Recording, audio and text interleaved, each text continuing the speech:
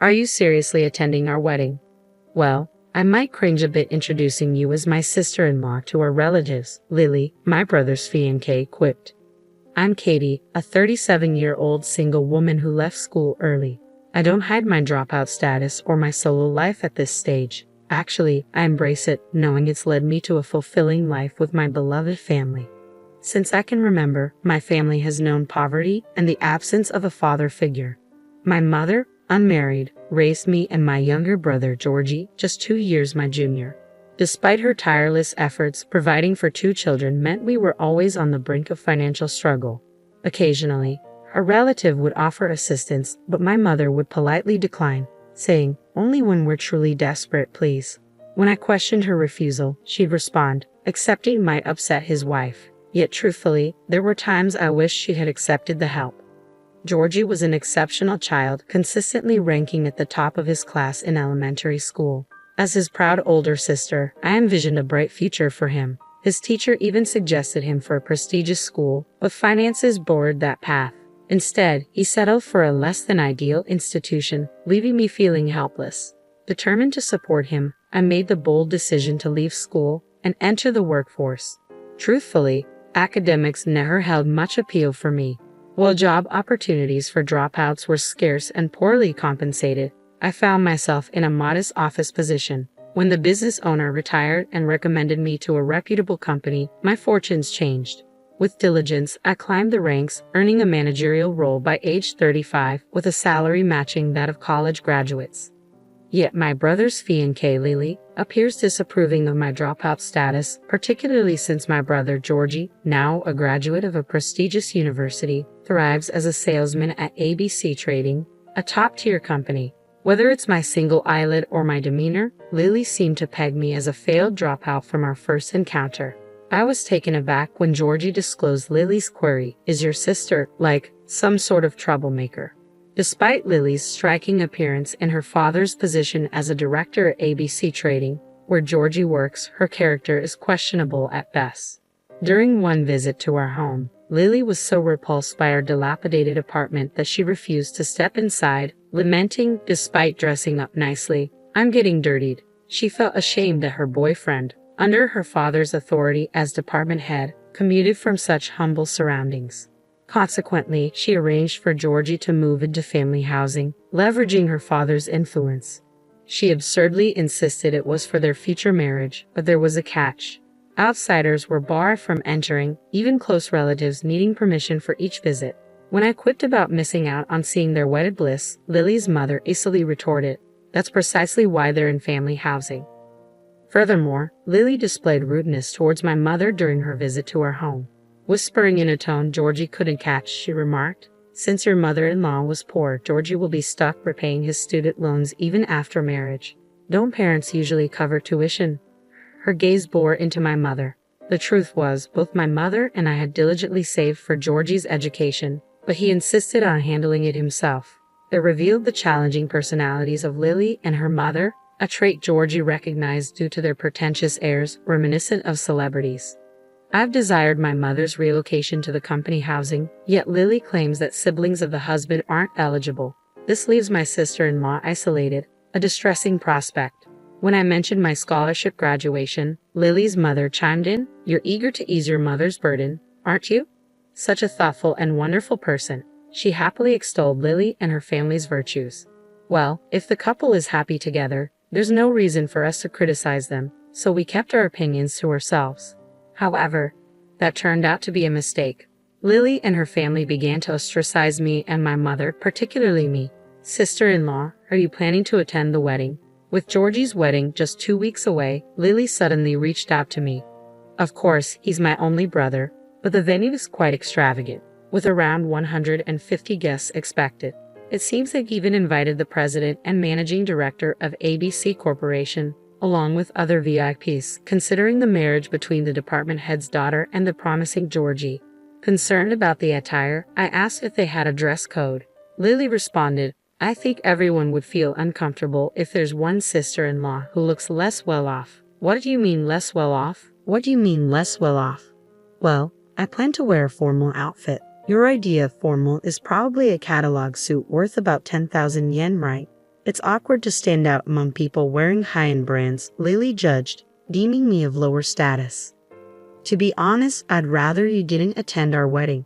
Frustrated by Lily's insinuation that those of modest means weren't welcome, I confronted her. What about my mother then? She doesn't own any high-end brand clothes either. I understand, but I can't exclude Georgie, who is valued by the company, and I'd prefer not to be embarrassed by the appearance of myself or my family. So we'll arrange attire for your mother. Lily's words left me deeply upset, though I understood the importance of dressing appropriately for an event attended by individuals from prestigious companies. I tried to see her directive as a gesture of concern to spare my mother any embarrassment at Georgie's significant occasion. However, her next statement caught me off guard. Naturally, you'll need to purchase that dress. It's an Oscar de la Renta evening gown, so budget around $10,000 in total. Wait, hold on. I can't afford such an expense. If you can't cover it, you'll need to find a way. Or do you intend to stand beside my parents in a cheap dress? I was stunned.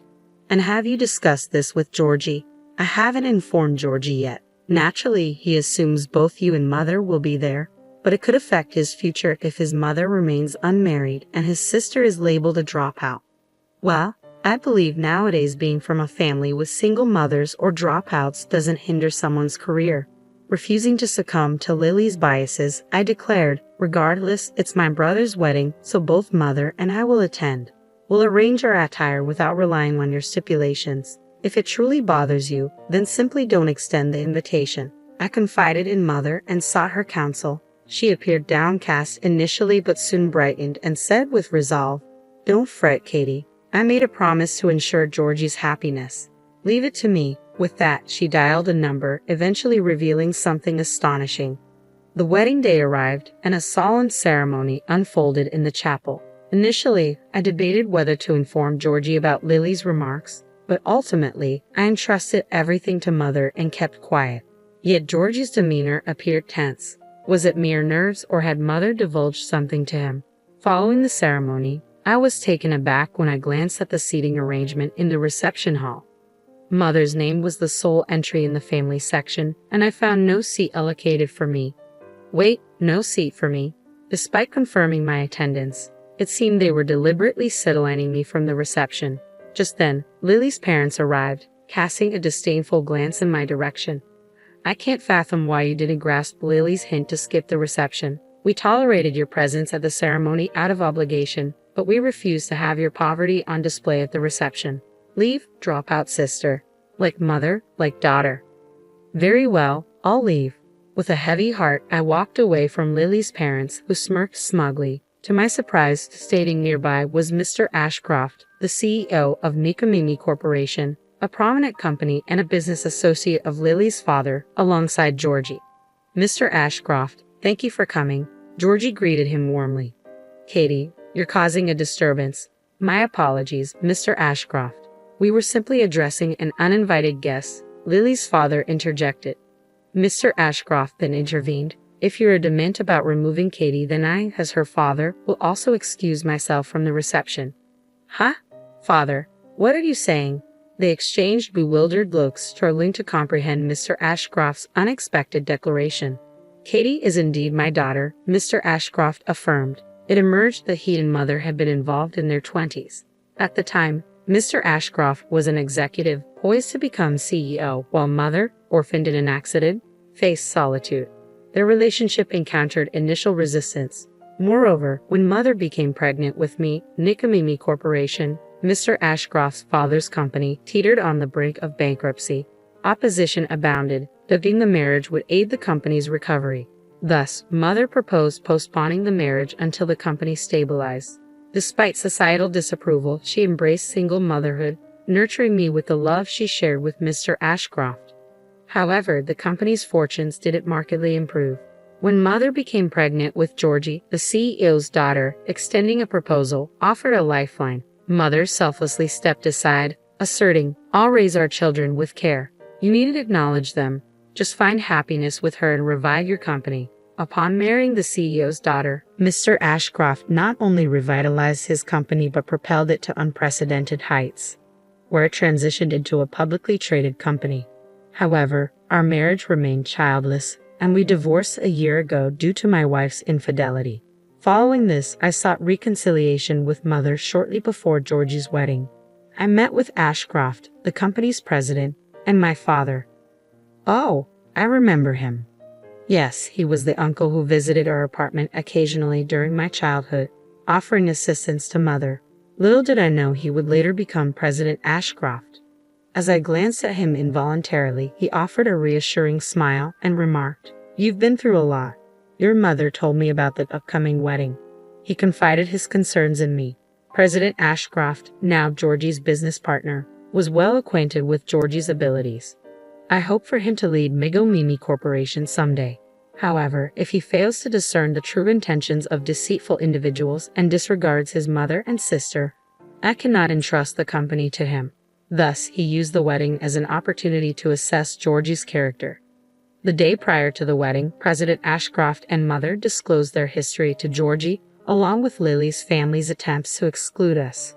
Faced with these revelations, Georgie, who had placed trust in Lily and her parents, approached the wedding with mixed emotions. Hence his solemn demeanor during the ceremony. However, upon witnessing my absence from the reception seating chart and observing Lily's parents' attempts to remove me from the venue, he was convinced of the truth behind Mother's and my words.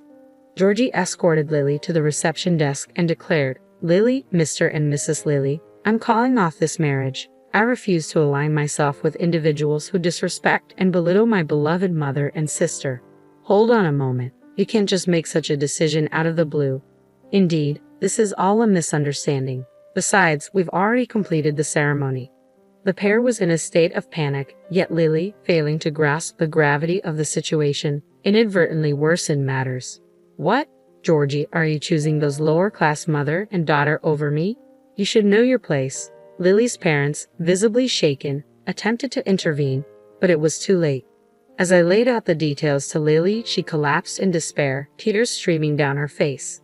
President Ashcroft's remark, "We may need to reconsider our business ties with your company," drove Lily's parents to tears as they offered profuse apologies. The entire reception witnessed this exchange, leading to its abrupt cancellation. Georgie severed all connections with Lily, refraining from filing the marriage paperwork. Subsequently, I received a furious phone call from Lily.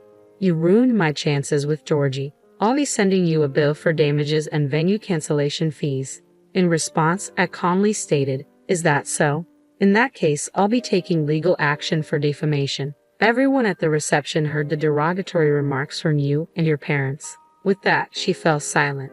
Moreover, I disclosed how Lily's father had been stripped of his authority over transactions with Migo Mimi Corporation, demoted, and sidelined. Perhaps I should inform your father that Lily threatened me. This could lead Migo Mimi Corporation to cease all dealings with ABC Trading. Wouldn't your father likely lose his job? Disregarding Lily's tearful pleas, I ended the call from my end. It felt like justice served. Georgie, who had terminated his engagement with Lily, subsequently joined Migo Mimi Corporation and appears determined to climb the ranks, aiming to become his father's trusted confidant. Mother and father are preparing for their wedding soon. Mother feels bashful about marrying at her age, but her joy shines through as we select her wedding gown together. While I've been focused on my career thus far, I've begun to entertain the idea that one day, I too may walk down the aisle in a mother's wedding dress.